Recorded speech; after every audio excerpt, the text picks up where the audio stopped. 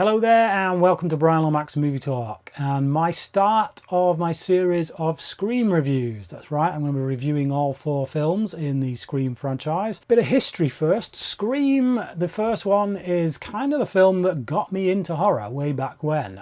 So I had seen horror movies before Scream. I'd seen Jason Lives, I'd seen A Nightmare on Elm Street Part 3 and the first one. I'd seen Halloween, quite a few of the Halloweens in fact. Although I liked some of those movies, I was never grabbed by them in a way that, like, I wouldn't have called myself a horror fan at that point. And it wasn't until, like I say, Scream came out in 1996. I was 16 years old. I shouldn't have been able to get in for it. It was an 18, of course. But I did. I was able to get in for it. It was the first film, in fact, that I was able to get in for that was an 18. And I loved it. It scared me. Again, this could have something to do with the fact that I hadn't seen many horror films at that point. But it did. It scared me. I was tense throughout. And it was just... yeah, it was a bit like an awakening, I guess, to a different kind of cinema, a kind of movie that I wasn't really used to seeing, despite, as I say, having seen some slasher movies prior to this. Really loved it, so much so that it was actually also the first film that I ever went to the cinema to see more than once. I saw it 3 times in theatres. Like I say, absolutely loved it. And when it came out on video, yes, that's right, video, not DVD, I bought it and I watched it. I don't know how many times. I must have lost count. I honestly can't tell you how many times I've seen this, but it was a lot, an awful lot. So much so that I got to a cut-off point where I was no longer able to watch it. And I've done that with a few films, actually, over the years. Just ones that, for whatever, you get fanatical about and you just see to death. Until watching it again for this review, I hadn't actually seen Scream for maybe 10 years. Been a long time. So I came to it for this review. Like I say, I knew it very well, and yet it still felt quite fresh because it was so long that I'd seen it. But yeah, for those who don't know, obviously it follows this girl called Sidney Prescott, played by Neve Campbell. Her mum she died. She was murdered a year prior to when this film kicks off. A guy got sentenced to prison, cotton weary, serving up time on death row as a result of supposedly killing her mother. It's a year later and a serial killer comes on the scene, going about things in a very kind of knowledgeable way of horror movies. So he torments his victims by asking them questions about horror movies. It's a film that knows its audience, basically, and salutes its audience in many ways, plays to its audience. There's so many references in here to Halloween, to John Carpenter, to Wes Craven, who directs this film himself,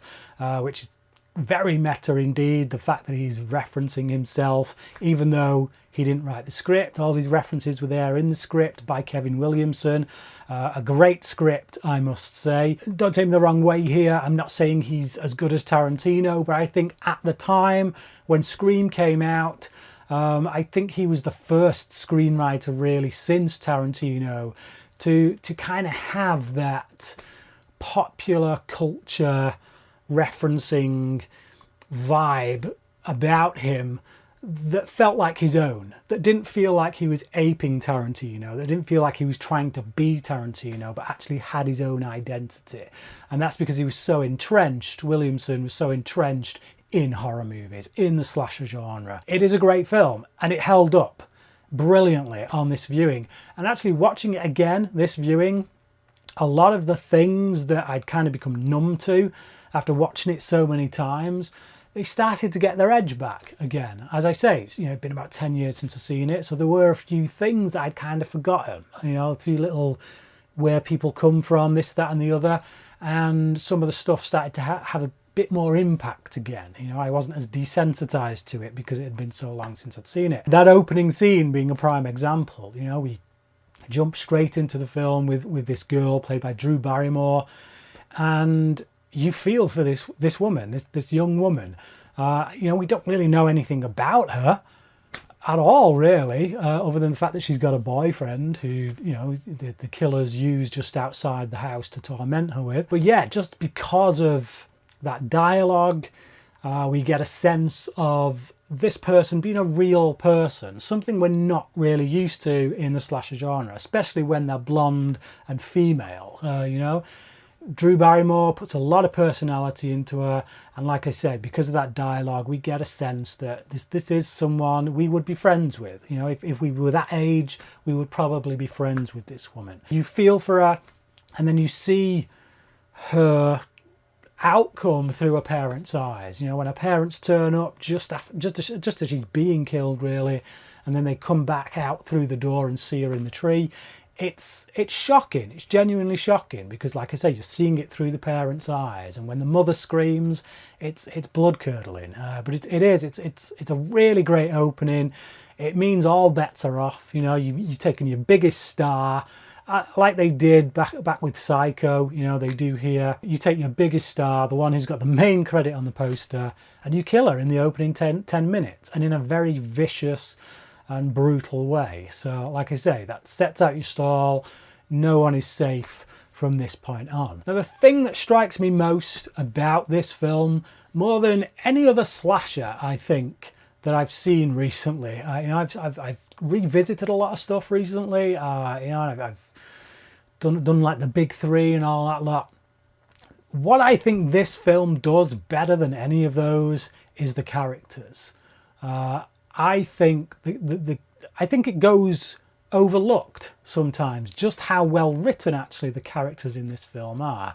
And Williamson's doing a bit of a juggling act as well, so it's Craven as the director, in that right off the bat he pretty much signposts who the killer is and tells us, and then through the rest of the film continues to tell us, proceeds to keep telling us who the killer is, and you only realise that on your second watch. You know, knowing how the film ends, knowing who your killers are, when you watch this on repeat viewings and you look at the interplay between the characters, particularly between Billy Loomis and Stuart, Matthew Lillard's character, obviously they're the killers.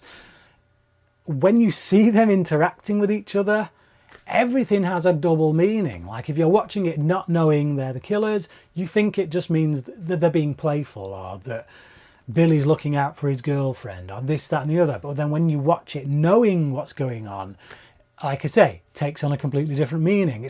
You realise how twisted they are because they know what they've done and no one else does, and they're getting off on it. They're really getting off on it. If you watch those scenes, you can see the way they're toying with each other, but they're also toying with the people around them without those people knowing just how much they're toying with them.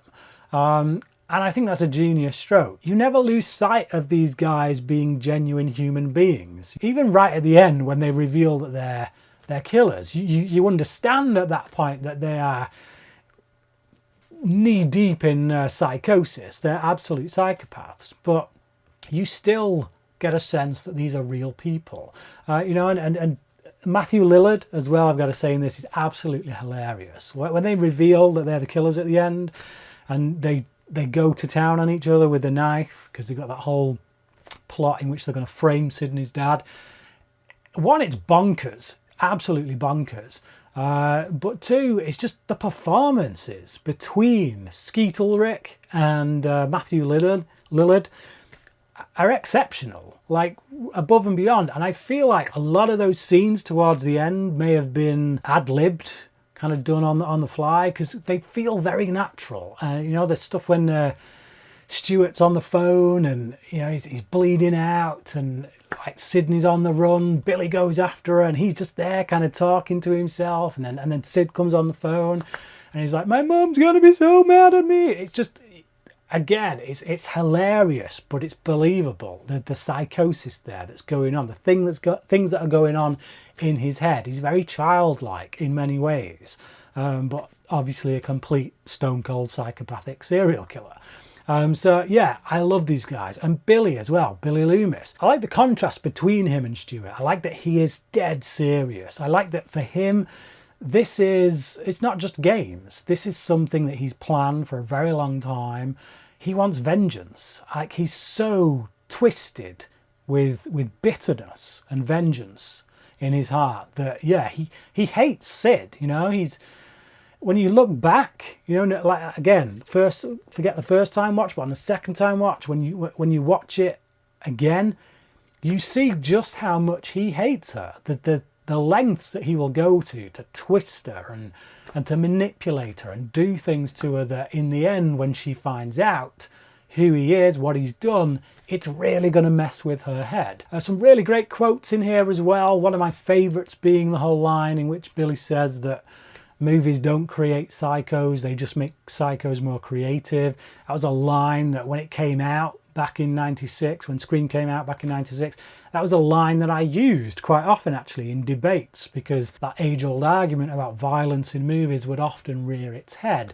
And I do think there is something to be said about that idea of, you know, violence in movies not creating psychos, but just making them more creative. I think, yeah, a psychopath watching a horror movie can be a dangerous thing, but if you've got someone who knows how to analyse films, knows how to view it, then there's not too much trouble there, I don't think.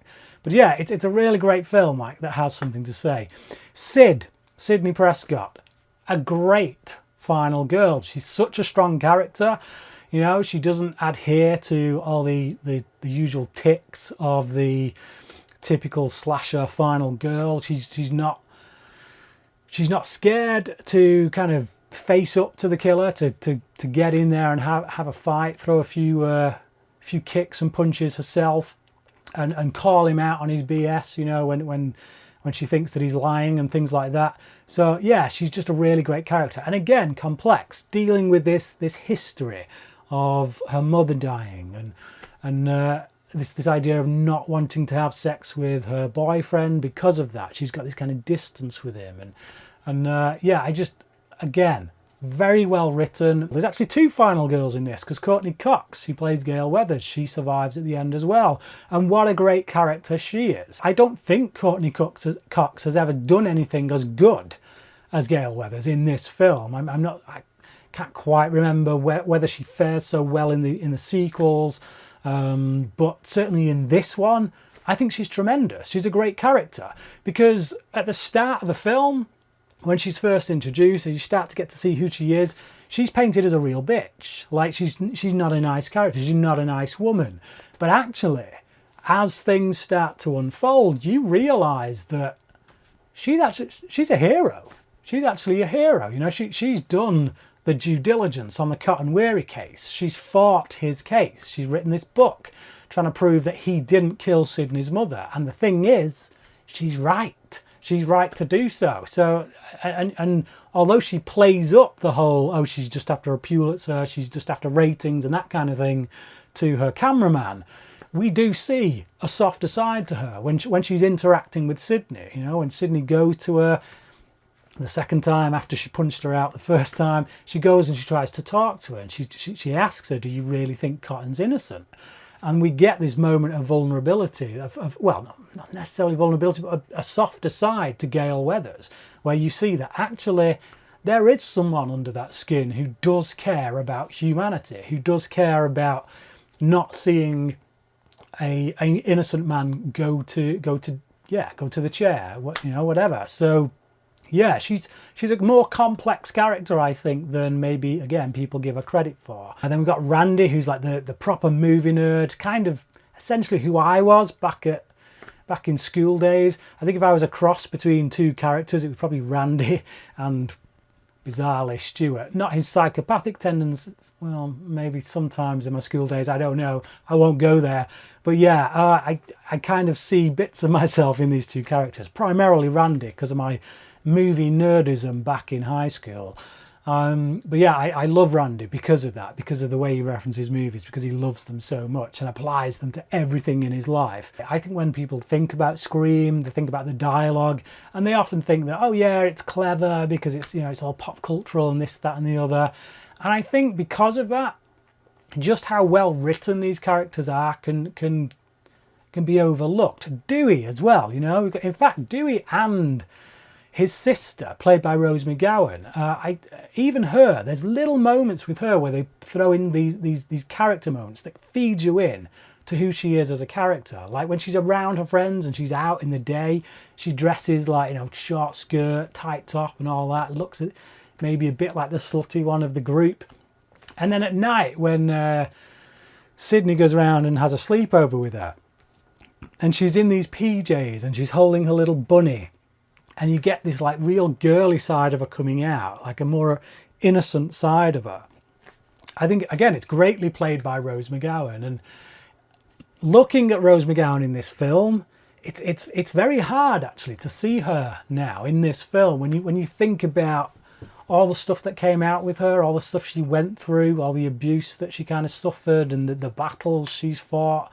I'm sure a lot of people will dismiss her and say, because she's very much a part of that whole Me Too movement. It kind of started as a result of like her and a few of these other women in Hollywood. But regardless of what you think about the Me Too movement, she went through some stuff. So it is hard watching her here, just how fresh-faced she is, just how young she looks, and how eager she is to just act and get out there. And yeah, I think that is a difficult thing for me to see, but she's great in this film, and it's hard seeing her die as well.